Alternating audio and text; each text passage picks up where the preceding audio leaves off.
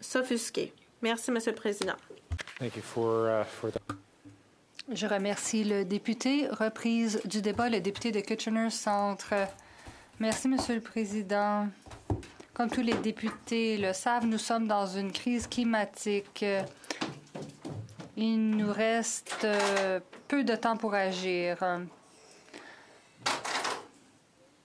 Nous nous dirigeons vers un enfer climatique.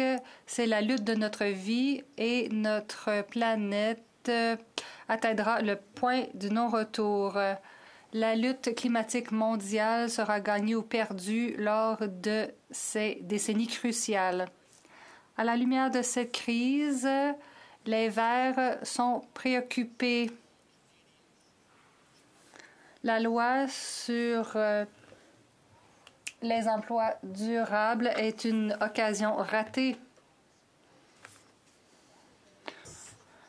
Au lieu de nous offrir de la substance, on vise simplement à cocher des cases de la part de ce gouvernement. Certains en cette Chambre ont dit que ce projet de loi était une stratégie de planification centraliste. C'est faux. J'ai le projet de loi ici. Je peux vous dire en fait ce qu'il va faire. Il fera 3 choses. Il va créer un groupe pour donner des conseils aux ministres. Il s'agit du conseil de partenariat. Ensuite, le projet de loi nécessite un plan d'action. Dans la version actuelle, c'est exigé au 31 décembre 2040.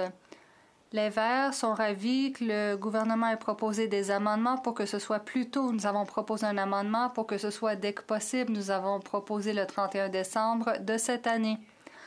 Encore une fois, nous sommes dans une crise climatique qui exige des mesures urgentes. Ensuite, le projet de loi crée un secrétariat des emplois durables pour aider le ministre à mettre en œuvre la loi. C'est tout. Selon Seth Klein, ça ne fait rien. En fait, les mots « transition juste » ont été oubliés. Ce sont des mots qui sont des principes clés de l'accord de Paris. Les mots « transition juste » ont été mentionnés dans l'accord de Paris. Il n'y a rien dans ce projet de loi relativement à des investissements pour obtenir des emplois durables, comme un transfert de la transition juste qui pourrait être lié au projet d'infrastructure avec de la formation et des programmes d'apprentis, un peu comme pour le transfert en santé.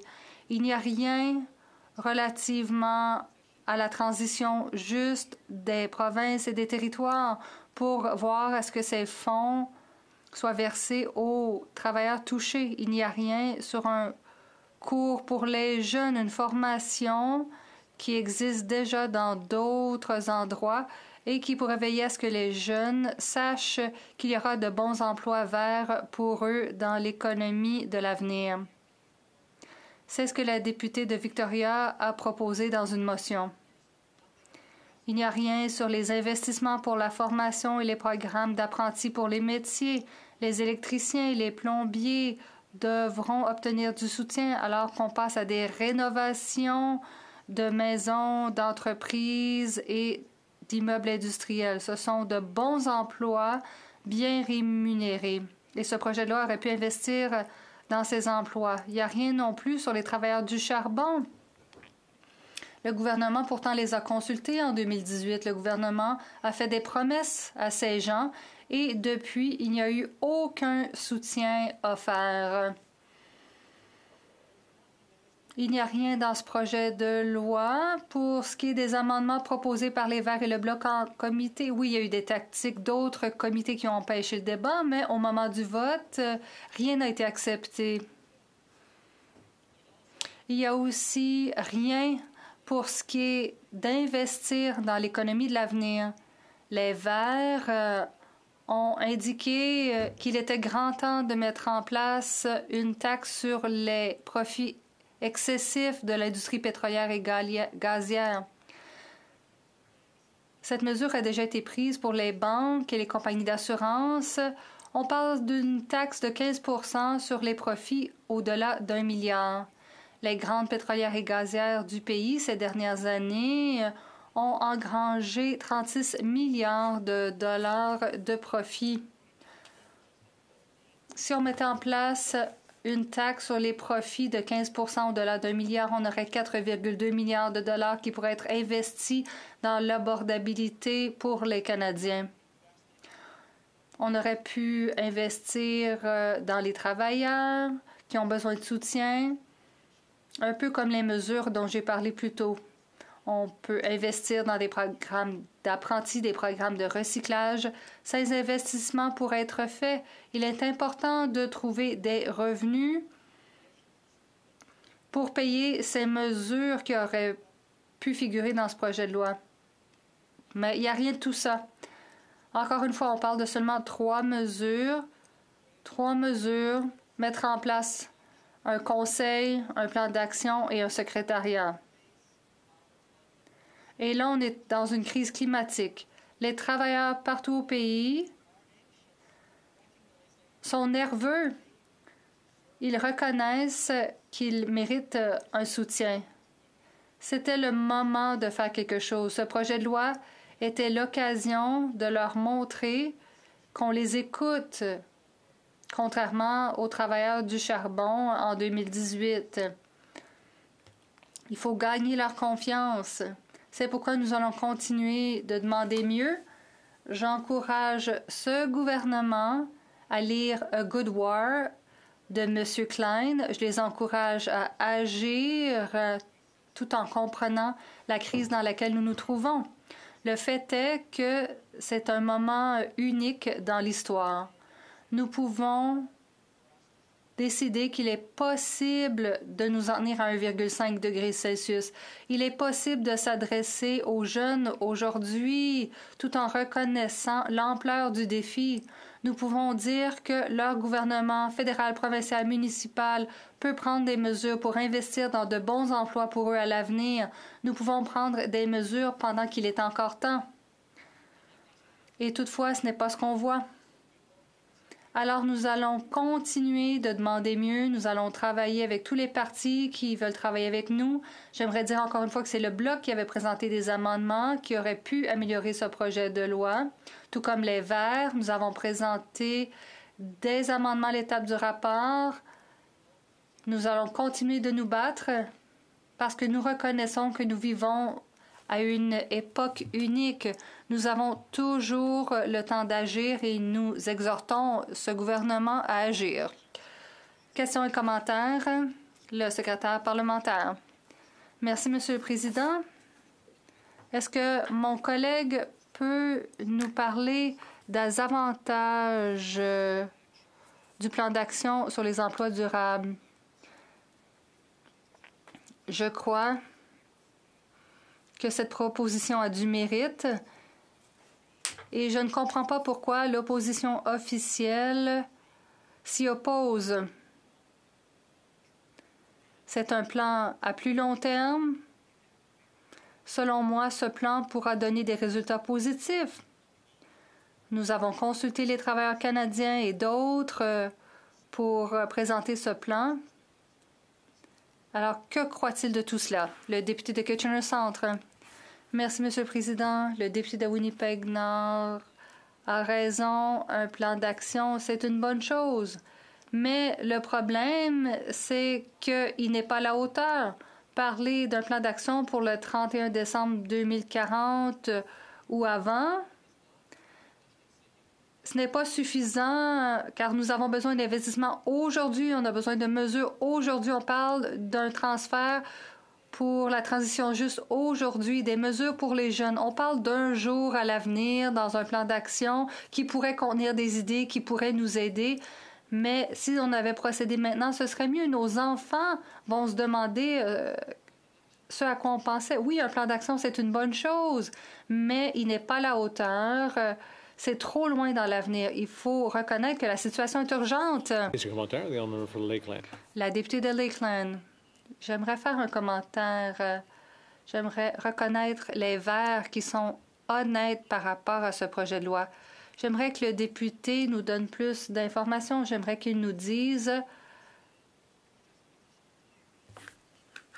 pourquoi les libéraux ont changé le titre d'un rapport. Mais comme il l'a dit, ce projet de loi ne permet pas d'offrir des programmes de formation ou de recyclage. Il a parlé de la question de la confiance.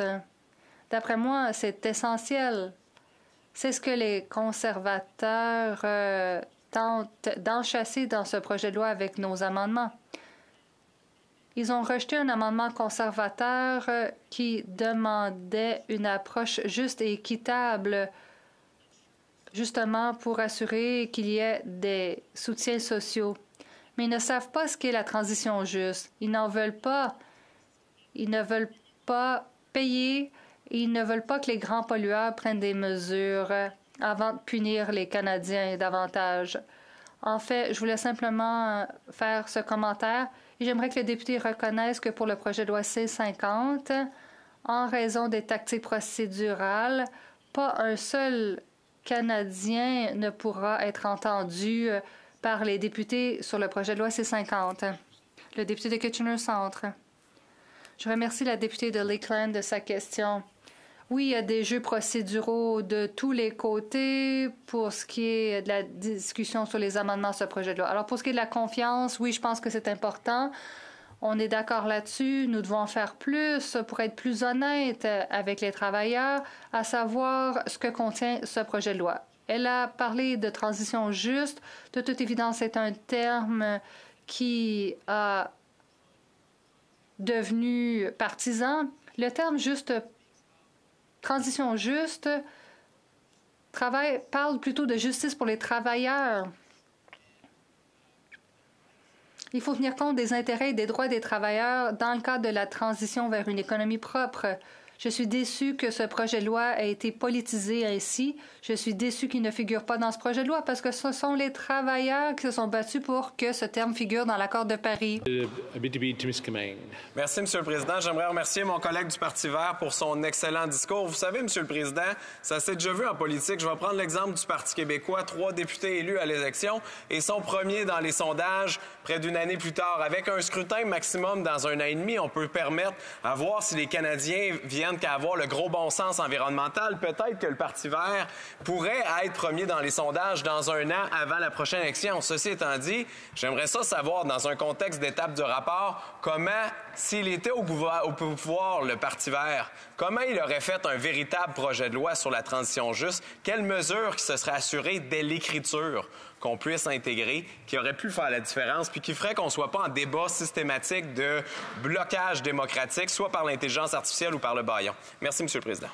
Avec peu d'argent, de temps qui reste, l'honorable député de Kitchener-Centre. Merci, Monsieur le Président. C'est une gentille question de mon ami de le Bloc québécois. Si les Verts étaient en pouvoir, les Verts auraient fait les investissements et les choses que j'ai parlé dans mon discours, que les experts et les travailleurs autour de notre pays ont mis la pression sur le gouvernement pour le mettre comme un transfert pour une transition juste.